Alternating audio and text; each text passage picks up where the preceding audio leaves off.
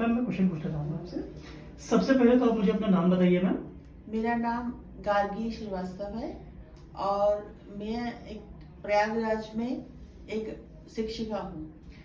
Ma'am वैसे तो भगवान न करे किसी को हॉस्पिटल आना पड़े, क्या हुआ था आपको, क्यों आपको अपोलो आना पड़ा? एक बार अपनी पूरी जर्नी मुझे शुरू से बताइए, पूरी स्टोरी आपकी। एक दिन की बात है, जिंदगी बहुत अच्छी चल रही थी, सब कुछ सामान्य था। अचानक मेरे जीवन में एक बहुत बड़ी सुनामी आ गई और मुझे अचानक से मालूम पड़ा कि मुझे कैंसर है। जैसा कि ये शब्द सुनकर आपको भी धक्का लगा होगा, मुझे भी बहुत धक्का लगा क्योंकि मेरे 2 छोटे बच्चे हैं और मेरी जिंदगी बहुत ही ऐसे दौर में थी जहां मैं कोई भी निर्णय लेने में सक्षम नहीं थी। शुरुआत में तो मुझे यकीन ही नहीं हुआ कि मुझे कैंसर हो गया। कैंसर मुझे कैसे हो सकता है? इस पर मैंने ढेर सारे वीडियो सर्च मारे कि क्या वास्तव में मुझे कैंसर है। क्योंकि मेरे पति एक डॉक्टर हैं और वो मुझे यकीन दिलाते रहे कि हाँ, तुम्हें कैंसर है, तुम्हें ये स्वीकार करना ही पड़ेगा। शुरू के 2-3 महीने मेरे बड़े कठिन गए। मैं समझ ही नहीं पा रही थी कि मुझे क्या करना चाहिए, मैं कहाँ जाऊं, क्योंकि मार्च के महीने में पहली बार भारत में लॉकडाउन लगा, सब सेवाएं बंद थी।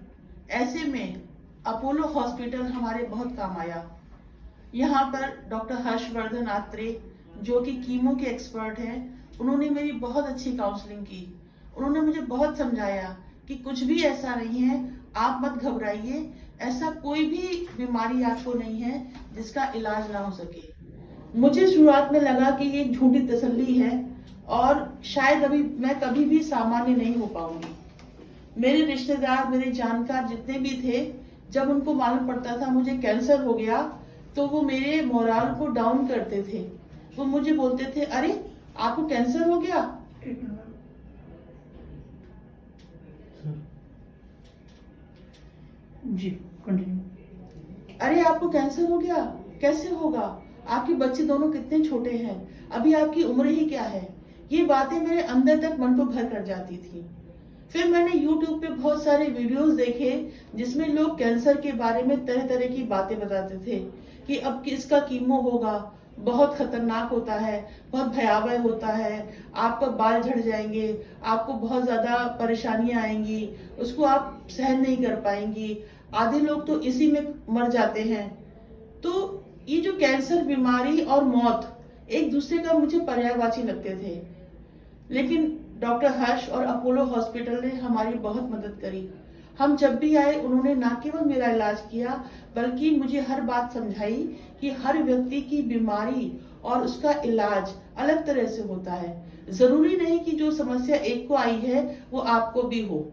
धीरे धीरे करके मेरा इलाज आगे बढ़ता गया और थोड़ी बहुत समस्याएं सबको आती है, मुझे भी आई, जैसे कि नौजिया हो जाना, थोड़ा सा वीकनेस हो जाना। मैं अपने पति की बहुत सराहना करती हूँ जिन्होंने इस विषम परिस्थितियों में मेरा बहुत साथ दिया।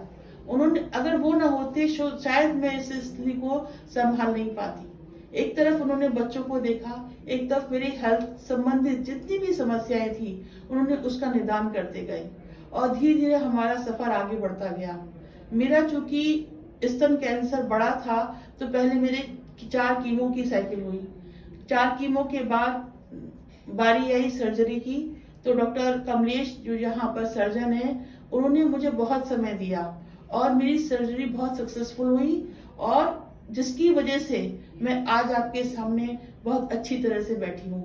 सर्जरी के बाद फिर एक दौर आया रेडिएशन का, जो डॉक्टर सोहेब ने बहुत ही अच्छी तरह से समझाते हुए मेरे केस में बहुत मेहनत करी, मेरा पूरा प्रोग्रामिंग करी कि कैसे कितनी रेडिएशन होनी चाहिए। मैं बहुत डरी हुई थी क्योंकि रेडिएशन मेरे जीवन का एक पहला अनुभव था।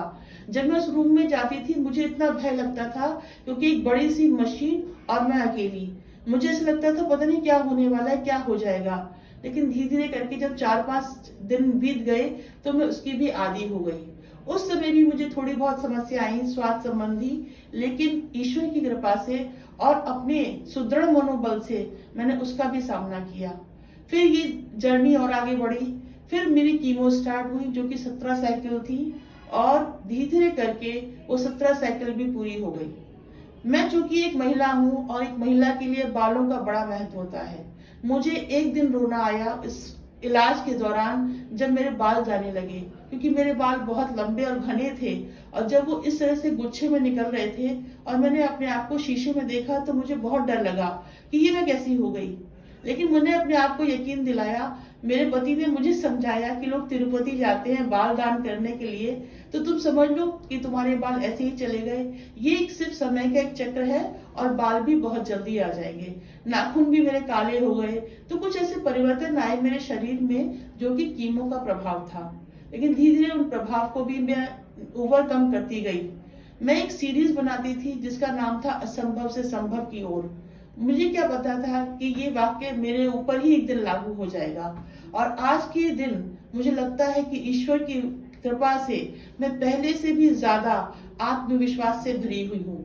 और मैं ये संदेश आप सभी को देना चाहती हूँ कि अगर आपको कभी भी कैंसर जैसी बीमारी का पता चले तो आप कभी भी देर ना लगाएं, शीघ्र ही एक अच्छे डॉक्टर से और अच्छे अस्पताल से संपर्क में आए। जितनी जल्दी से जल्दी हो सके आप अपना इलाज शुरू करवाएं, जिससे कि ये बीमारी पूरी तरह से आपके जीवन से चली जाए और आप इस दर्द से उबर जाएं। मैं अपोलो अस्पताल, अपने तीनों डॉक्टर, यहाँ के स्टाफ और यहाँ का जो जीडीए है जो कि यानी कि आपकी सेवा करता है, इतने प्रेम भाव से, इतने अपनत्व के साथ काम करते हैं कि आपको एहसास ही नहीं होगा कि आपका इलाज हो रहा है। आप बहुत जल्दी स्वस्थ होकर अपने घर जाएंगे और अपने परिवार के साथ एक अच्छा जीवन बिता पाएंगे। धन्यवाद।